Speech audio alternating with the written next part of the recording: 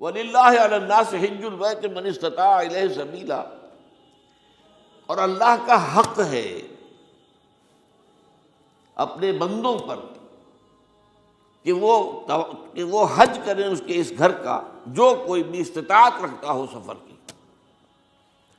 اگر زاد راہ ہے، خرچہ ہے، جانے آنے کے اخراجات مہیا ہیں، اور یہ کہ آپ پیچھے جن کو چھوڑ کر جا رہے ہیں ان کے لیے بھی اتنے وقت کا جو ہے وہ انتظام ہے، کھانے پینے کا، گزارے کا، نان نفقے کا، تو آپ پر حج فرض ہو گئے۔ اب اگر اس فرضیت کے بعد کوئی شخص تاخیر کرتا ہے وہ بڑے گناہ کے اندر مبتلا ہے۔ جیسے ہی فرضیت ہو جائے، پہلا کام جو ہے، پہلا قرض جو ہے، یوں سمجھیے یہ اللہ کا قرض ہے بندوں پر۔ یہ لام جو آتا ہے، لام اور اعلیٰ، لام کسی کے حق کے لیے، اعلیٰ کسی کے اوپر حق ہونا۔ وَلِلَّهِ عَلَى النَّاسِ حِجُّ الْبَيْتِ مَنِ اسْتَطَاعَ إِلَيْهِ سَبِيلًا، یہ تو اللہ کا حق ہے لوگوں پر، لوگوں کے ذمے، یہ قرض ہے اللہ کا کہ اس کے گھر کا حج کریں، جائیں، طواف کریں، اور جو بھی اس کے مناسک ہیں ادا کریں، اور وہیں پر قربانی کا بھی ہے۔ لِيَشْهَدُوا مَنَافِعَ لَهُمْ وَيَذْكُرُوا اسْمَ اللَّهِ فِي أَيَّامٍ مَّعْلُومَاتٍ عَلَىٰ مَا رَزَقَهُم مِّن بَهِيمَةِ الْأَنْعَامِ فَكُلُوا مِنْهَا وَأَطْعِمُوا الْبَائِسَ الْفَقِيرَ، اسی کے اندر جو ہے مناسک کے اندر قربانی بھی ہے۔ افریقہ میں آپ کو معلوم ہے، شمالی افریقہ میں زیادہ تر لوگ جو ہیں جیسے کہ ہندوستان پاکستان میں ہیں ویسے ہیں، لیکن آپ جنوب میں چلتے جائیے تو رنگ گہرا ہوتا چلا جائے گا، انتہائی سیاہ رنگ، وہ بھی ہے، سب آ رہے ہیں، شکلیں جدا ہیں، زبانیں جدا ہیں، لیکن سب کے سب جو ہے ایک ہی نغمہ ان کی زبان پر ہے ایک ہی نغمہ، کہیں واضح کہیں مبہم، وہ ایک ہی مذہب، لبیک اللہم لبیک، لبیک لا شریک لک لبیک، ان الحمد والنعمت لک والملک لا شریک لک۔ اب یہ ترانہ ہے، توحید کا ترانہ ہے، اور گونج رہی ہے اس وقت، آپ اندازہ نہیں کر سکتے کہ وہ پوری سرزمین گونج رہی ہوگی اس ترانے کے ساتھ، کیونکہ تھوڑی تھوڑی دیر کے بعد نئے قافلے داخل ہو رہے ہیں۔ ابھی ایک قافلہ جو ہے اس نے سعی مکمل کی ہے، دوسرا شامل ہو گیا، بلکہ اس کے دوران ہی ابھی اس کا ختم نہیں ہوا کہ تیسرا قافلہ چلا رہا ہے۔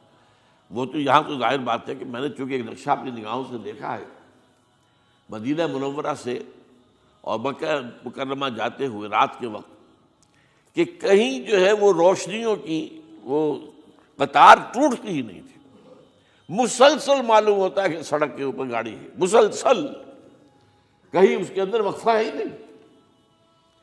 اتنے بڑے پیمانے پر، اتنے بڑے پیمانے پر، اتنے بڑے پیمانے پر لوگ جمع ہو رہے ہیں۔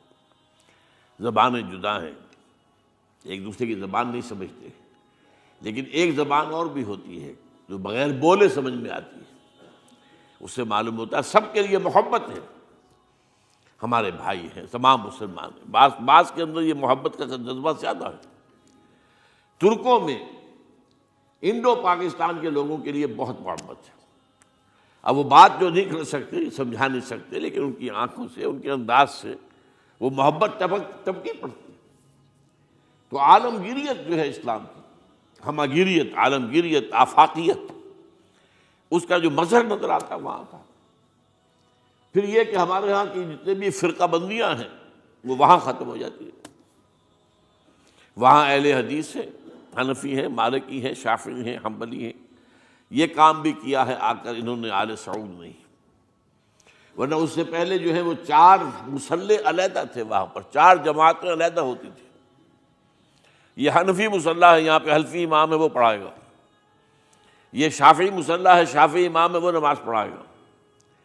تو یہ جو ایک تفریق تھی وہاں بھی موجود تھی، انہوں نے ختم کیا، ایک امام کے پیچھے جماعت ہوگی، اسی میں حنفی بھی ہیں، مالکی بھی ہیں، شافعی بھی۔ کچھ ہیں لوگ جو زیادہ، جن کے اندر کچھ زہر زیادہ گھل گیا ہے فرقے واریت کا، وہ پھر نہیں نماز پڑھتے، وہاں پر محروم رہتے، اس کی فضیلتوں کو چھوڑ کر جا کر کہیں اپنے جو ہے گھروں پر جہاں ٹھہرے ہوئے وہاں جا کے نماز پڑھ لیتے ہیں کہ یہ جو ہے وہابی ان کے پیچھے ہماری نماز نہیں ہوتی۔ لیکن نہیں، عام طور پر ایسا نہیں ہے، عام طور پر سب لوگ جمع ہیں، نماز پڑھ۔ اور ایک سب سے بڑا مشاہدہ جو ہوتا ہے، جو مجھے سب سے پہلے ہوا تھا پہلے حج میں، یہ 1962 کی بات ہے، تو میں نے محسوس کیا یہ نماز کے اندر اختلافات جو ہیں اسلام مسلمانوں میں صرف اتنے ہیں کہ جس سے جماعت نہیں ٹوٹتی. اختلافات ہیں، رفع یدین ہے یا نہیں ہے، آمین بالجہر ہے یا نہیں ہے، اختلافات تو ہیں، لیکن جماعت نہیں ٹوٹتی. وہ جو ڈرل ہے، ڈرل جیسے کہ ڈرل ہوتی ہے، آرمی پریڈ ہو رہی ہے، وہ ڈرل ختم نہیں ہوتی. ایسا نہیں ہے.